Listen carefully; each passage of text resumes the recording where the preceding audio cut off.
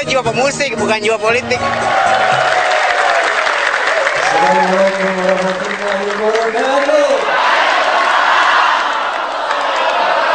Hari ini bergembira, kita sambut malam tahun baru 2014. Nama besar Rhoma Irama tidak lepas dari gelar Raja Dangdut yang disandangnya.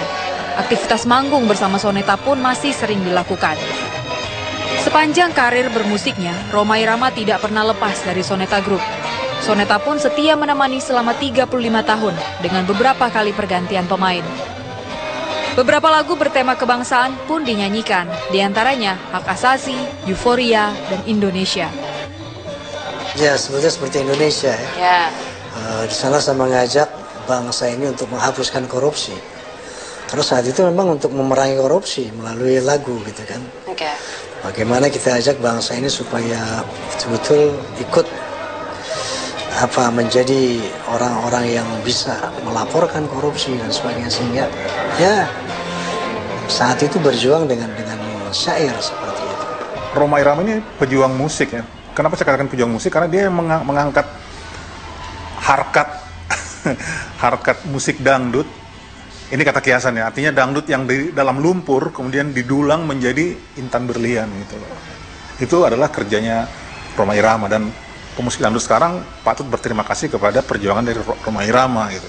Karena Anda bayangkan sendiri ketika waktu itu sebetulnya namanya orkes Melayu atau irama Melayu, belum ada istilah dangdut. Dangdut itu sebenarnya adalah istilah ejekan gitu ya, karena dangdut itu dianggap adalah milik menengah ke bawah gitu ya, supir, pembantu, tukang becak dan lain gitu loh. Nah, Rhoma Irama melihat hal ini, kemudian dia mengangkat dangdut ini ke posisi yang lebih high, lebih atas gitu. Antara lain dengan mengupayakan lirik-lirik yang lebih edukatif ya, lebih inspiratif. Kemudian ada unsur-unsur moralisme di situ. Dengan Indonesia tanpa korupsi.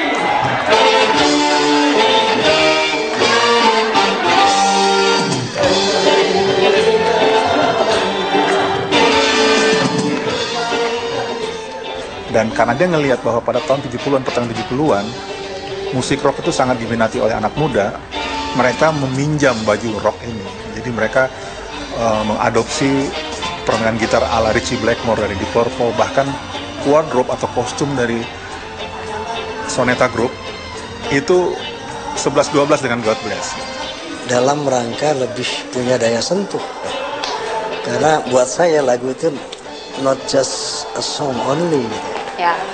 Tapi kita kepingin musik itu punya daya sentuh, daya panggil sebagai media edukasi, sebagai media dakwah gitu kan. Nah, sehingga untuk itu dari masalah sound, mas betul-betul dia bisa menghasilkan sound yang perfect gitu. Ya. Kemudian dari performance yang sejalan dengan lirik itu, sehingga memperkuat sentuhan lirik yang kita mau sampaikan gitu, pesan yang kita mau sampaikan. Dan sejauh ini apa yang Pak Haji maksudkan cukup tercapai, Pak Haji? Maksudnya Ya, saya rasa sejak Soneta sekarang sudah 43 tahun. Ya. Jadi sudah masuk grup terlanggeng di dunia gitu. Okay. Menurut observasi yang saya lakukan selama 43 tahun, banyak orang yang berubah karena mendengar lagu gitu ya. Jadi yang suka berjudi jadi tidak berjudi setelah mendengar lagu judi. Oh, itu jadi ada observasinya dan itu ternyata. Oh iya, dari pengakuan mereka kan. Iya, iya. Ada yang bisa menghormati ibunya setelah dia mendengar lagu keramat. Sebelumnya dia anggap ibunya itu ya biasa saja. Bahkan ada yang dia seorang dosen bahasa Inggris dari Universitas Erlangga pernah mengatakan kepada saya bahwa saya itu guru dia gitu. Karena banyak sekali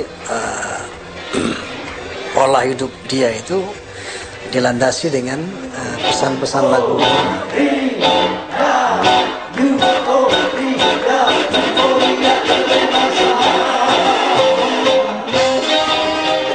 Alunan irama musik dangdut tak henti-hentinya mengajak para fans Rhoma Irama bergoyang.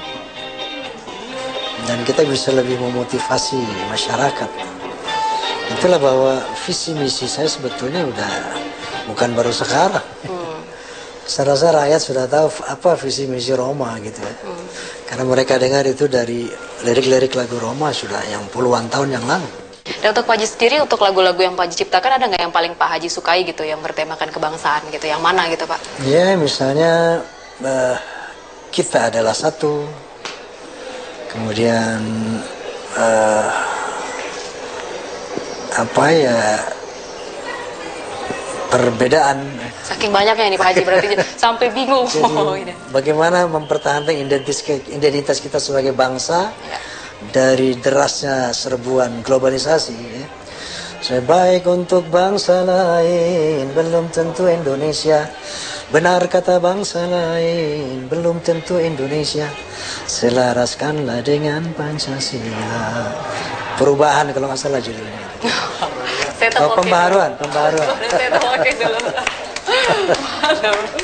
Saya punya tanggapan positif aja gitu. Kalau beliau itu mampu sebetulnya.